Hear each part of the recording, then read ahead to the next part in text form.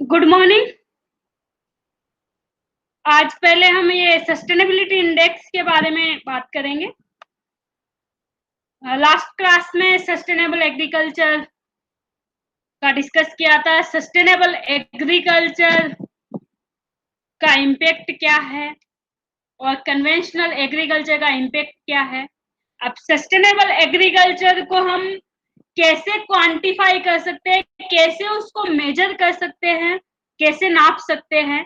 तो कुछ इंडेक्स है, कुछ इंडिसेस है जिनके थ्रू हम असेस कर सकते हैं कि ये जो सस्टेनेबल एग्रीकल्चर जो प्रोडक्शन जो सिस्टम है वो बेनिफिशियल है या नहीं है।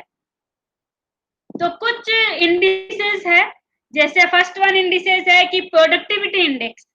हम उस एरिया की, उस लैंड की हम प्रोडक्टिविटी मेजर करते हैं। तो प्रोडक्टिविटी मेजर करने के लिए हम रिसोर्सेज जो यूज कर रहे हैं वो हमें पता होना चाहिए। किस पर्टिकुलर रिसोर्स की प्रोडक्टिविटी भी हम निकालते हैं।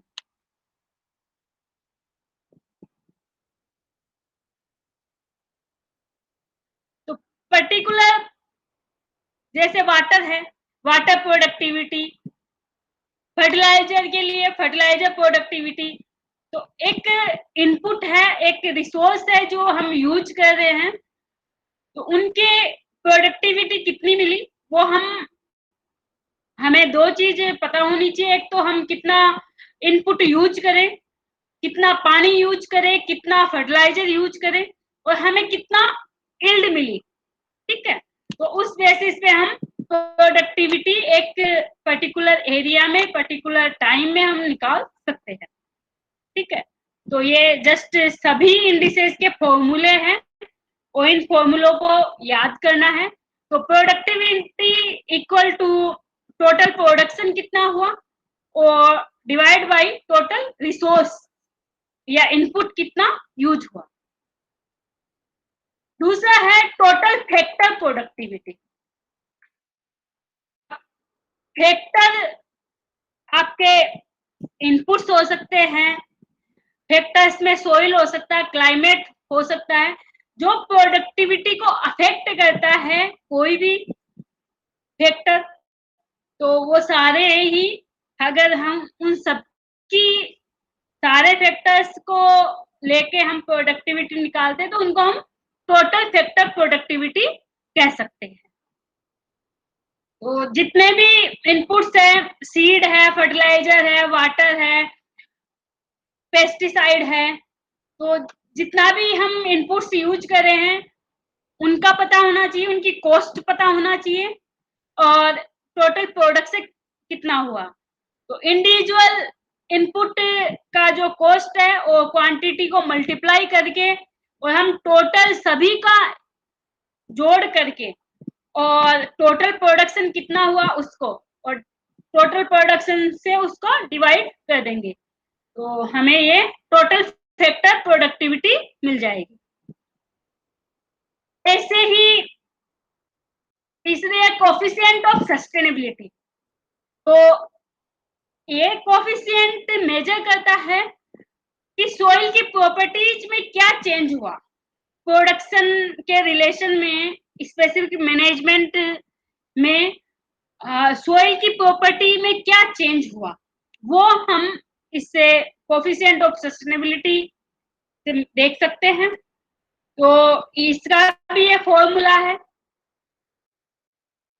कितने आउटपुट पर यूनिट मैक्सिमाइज हुआ, प्रॉफिट कितना मैक्सिमाइज हुआ, कितना डिक्लाइन हुआ और कितना मिनिमम अश्योर किया गया आउटपुट। इन तीनों का मल्टीप्लिकेशन करके टाइम के स्केल के साथ में देखते हैं तो ये कोफिशिएंट ऑफ सस्टेनेबिलिटी हमें मिल जाती है। ऐसे इंडेक्स ऑफ सस्टेनेबिलिटी ये जस्ट मेजर करती है सस्टेनेबिलिटी, प्रोडक्टिविटी को कैसे चेंज करती है सोइल और एनवायरमेंट कैरेक्टरिस्टिक्स के साथ। तो इसके लिए ये कुछ फैक्टर्स हैं। प्रोडक्टिविटी पर यूनिट इनपुट में कितनी मिली, सोइल में क्या चेंज हुआ, क्या अल्टरेशन हुआ, वाटर रिसोर्स या वाटर क्वालिटी में क्या चेंज हुआ, क्लाइमेट फैक्टर में क्या चेंज हुआ, ये सब को हम इस फॉर्मूले में रखते हुए हम इंडेक्स ऑफ सस्टेनेबिलिटी निकाल सकते हैं। फिर सेकंड है कि एग्रीकल्चरल सस्टेनेबिलिटी। तो ये ब्रॉड बेस्ड इंडेक्स है, इसमें बहुत सारे पैरामीटर्स इंक्लूड होते हैं एग्रीकल्चर प्रोडक्शन के साथ साथ में। तो जितने भी फैक्टर्स है उन सबको इंक्लूड किया जाता है इसमें, वाटर, सोइल, क्लाइमेट, और भी कोई फैक्टर्स है जो आर्टिफिशियल मैनेजमेंट फैक्टर है उनको भी इसमें इंक्लूड किया जाता है। तो ये सारे फैक्टर्स का मल्टीप्लिकेशन करके और हम एग्रीकल्चरल सस्टेनेबिलिटी मेजर कर सकते हैं। फिर है सस्टेनेबिलिटी कोएफिशिएंट। ये बहुत ही कॉम्प्लेक्स और मल्टीपर्पज इंडेक्स है, इसमें भी लार्ज पैरामीटर्स है, जैसे एग्रीकल्चर सस्टेनेबिलिटी है वैसे ही। तो सारे पैरामीटर्स सोइल, वाटर, क्लाइमेट और अदर प्रोडक्टिविटी को अफेक्ट करने वाले सारे पैरामीटर्स को इसमें कंसिडर करते हैं। ऐसे ही क्रॉप प्रोडक्टिविटी,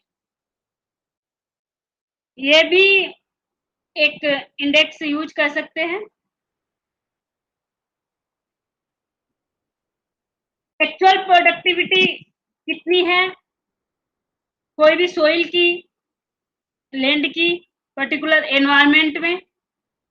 तो डिफरेंट मॉडल, डिफरेंट साइंटिस्ट के अकॉर्डिंग ये प्रोडक्टिविटी कैलकुलेट की गई है।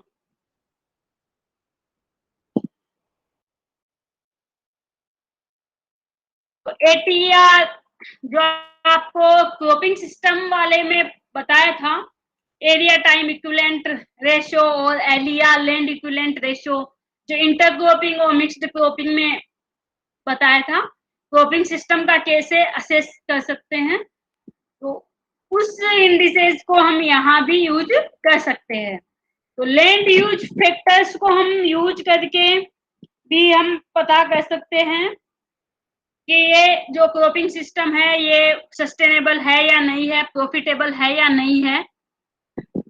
इस तरीके से ये एलईआर, अगर हमें एलईआर 1 से ज्यादा होती है तो कोई भी क्रॉपिंग सिस्टम है, वो इंटरक्रॉपिंग सिस्टम या मिक्स्ड क्रॉपिंग सिस्टम है, वो बेनिफिशियल होता है। वो अब 20% है, 1.2 है, तो 20% मोर यील्ड मिल रही है as compare to sole cropping. तो इस तरीके से ये एलईआर लैंड इक्विवेलेंट रेशियो ये भी एक सस्टेनेबिलिटी इंडेक्स के रूप में काम में ले सकते हैं इसको भी। ऐसे ATR area time equivalent ratio, इसमें टाइम को भी इंक्लूड किया गया है लैंड के साथ साथ। तो इससे भी हम पता कर सकते हैं कि कौन सा क्रॉपिंग सिस्टम बेस्ट है, कौन सा बेस्ट नहीं है। तो ये कुछ इंडिसेस हैं, तो इनके बारे में आप डिस्कस कर लेना। और न्यूमेरिकली एक बार फिर से इसको एक बार और क्लास ले लूंगी मैं इसकी।